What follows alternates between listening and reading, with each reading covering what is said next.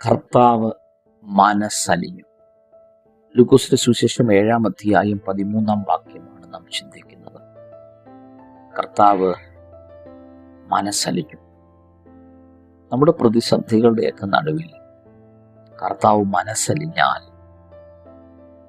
ജീവിതത്തിൽ തകർന്നുപോയ, പ്രതീക്ഷകൾ നഷ്ടപ്പെട്ട വിഷയത്തിൻ്റെ അകത്ത് കർത്താവ് മനസ്സലിയുമ്പോൾ നിന്റെ വിലാപത്തെ നൃത്തമാക്കുവാൻ, നിന്റെ പ്രതീക്ഷ നഷ്ടപ്പെട്ട വിഷയത്തിൻ്റെ അകത്ത് ഒരു ശുഭ പ്രതീക്ഷകൾ നൽകുവാൻ ദൈവത്തിന് കഴിയും.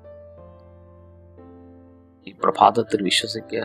നമ്മുടെ തലമുറയെ നോക്കി, നമ്മുടെ ശുശ്രൂഷയുടെ ബന്ധത്തിൽ, ബിസിനസ്സിനോടുള്ള ബന്ധത്തിൽ, ജീവിതത്തിൻ്റെ എല്ലാ മേഖലകളിലും കർത്താവ് മനസ്സലിയട്ടെ. കർത്താവ് മനസ്സലിയട്ടെ.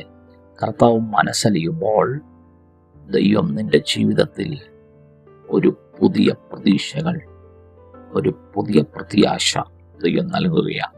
കർത്താവെ, ഞങ്ങളുടെ വിഷയങ്ങളോടുള്ള ബന്ധത്തിൽ കർത്താവ് മനസ്സലിഞ്ഞതിനായി നന്ദി. ഈ പ്രഭാതം അനുഗ്രഹമാക്കണം, യേശുവിൻ നാമത്തിൽ തന്നെ.